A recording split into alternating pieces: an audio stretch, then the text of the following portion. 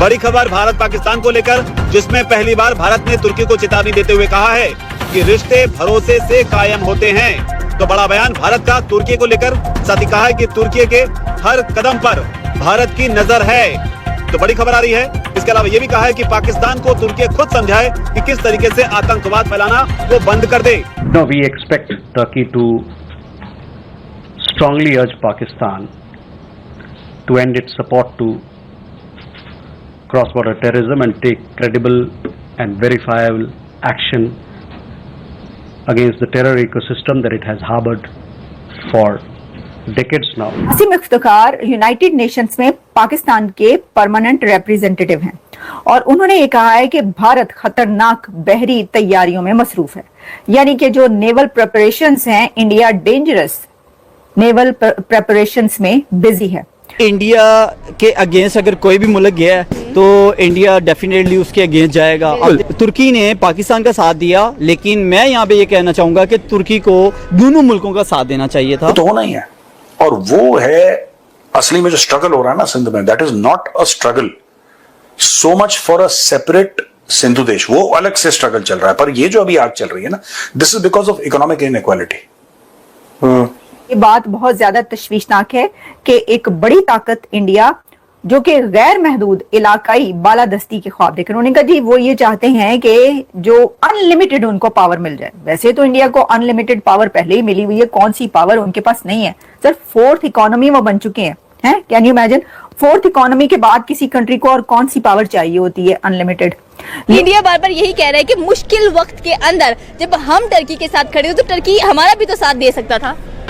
आपको बता दें कि जिस तरीके से तुर्की ने भारत और पाकिस्तान के अघोषित युद्ध में जब मिसाइलों से और फाइटर जेट से हमले हो रहे थे, उस वक्त तुर्की ने जिस तरीके से पाकिस्तान की मदद की थी, उसे पूरी दुनिया ने देखा। भारत भी लगातार इसे देख रहा था, लेकिन अब ये पहला मौका है जब भारत ने आधिकारिक तौर पर तुर्की का नाम लेकर उसे लताड़ लगाई। इसके अंदर उनका कहना था कि जो पानी है उसके ऊपर वो अपनी इजारादारी चाहता है। भारत जो है वो, आपको बता ही देती हूँ, उन्होंने कहा कि सलामती कौंसिल में, सिक्योरिटी काउंसिल के एक डिबेट में एम्बेसडर आसिम इफ्तिखार ने कहा है कि ये बात बहुत ज्यादा तशवीशनाक है कि एक बड़ी ताकत इंडिया जो कि गैर महदूद इलाकाई बालादस्ती के ख्वाब देख रहे हैं। उन्होंने कहा जी वो ये चाहते हैं कि जो अनलिमिटेड उनको पावर मिल जाए। वैसे तो इंडिया को अनलिमिटेड पावर पहले ही मिली हुई है, कौन सी पावर उनके पास नहीं है। सर, फोर्थ इकोनॉमी वो बन चुके हैं, can you imagine? Fourth economy के बाद किसी कंट्री को और कौन सी पावर चाहिए होती है अनलिमिटेड? लेकिन वो कह रहे हैं कि अनलिमिटेड पावर के वो ड्रीम देख रहे हैं और वो बहरी तोसी पसंदी और अहम आबी रास्तों पर गलबा हासिल। उन्होंने कहा जी ये जो बड़े ही अहम जो हैं ओशंस, इनके अंदर वो कहते हैं कि उनकी इजारादारी हो इंडिया और इंडिया ही नजर आए, उसका कंट्रोल रहे उसके ऊपर, पानियों के ऊपर, इसकी वो कोशिशें कर रहे हैं।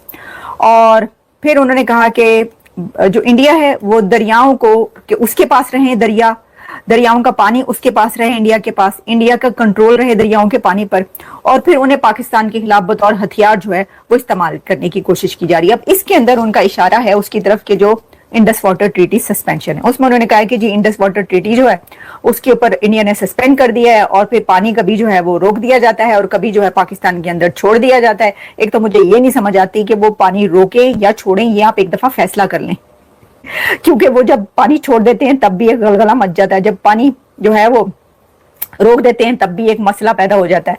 लेकिन ये उन्होंने कहा है कि भारतीय परवाजों के लिए पाकिस्तानी फजाई हदूद जो है मजीद 1 माह बंद रखने का फैसला किया गया। 1 मंथ, अभी 1 महीने के लिए पाकिस्तान ने 24 अप्रैल को जो इंडियन फ्लाइट्स हैं उनके लिए एयर स्पेस जो बंद करने के लिए अभी 1 माह बंद रहेगी। उन्होंने कहा 1 महीने तक हम नहीं खोल सकते और इसके अंदर जो है 800 करोड़ रुपए से ज्यादा का नुकसान जो है वो उठाना पड़ा। भाई उनके लिए तो 800 करोड़ रुपए कोई बात ही नहीं है। आप ये बताएं कि जब कोई एयर स्पेस बंद करता है ना कोई कंट्री, तो जब कोई एयर स्पेस किसी कंट्री की यूज करता है तो क्या होता है कि वो उनको पैसे देते हैं, तो आपको तो अब वो पैसे नहीं मिलेंगे। तो आईएमएफ के अंदर जो कंट्री है उसको जब वो वाला पैसा नहीं मिल रहा तो आपको कितना नुकसान हुआ है, कितने करोड़ का, वो बताएं। उनके लिए तो 8-10 हजार करोड़ तो कोई मसला ही नहीं है, वो तो छोटे छोटे प्रोजेक्ट्स में अपनी इंडिया हजारों करोड़ की बात करता है। जो भी उनका प्रोजेक्ट उठाएं, वो कोई स्टेटमेंट भी उनकी होती है तो वो कहते हैं इतने 1000 करोड़ का ये प्रोजेक्ट है। 800 करोड़ की उनके लिए अहमियत क्या? ये बताएं कि आपको भी तो जो नुकसान हो रहा है ना, तो ये ऐसी चीज तो ना करें जिसका जो इम्पैक्ट है वो आवाम तक पहुंचे।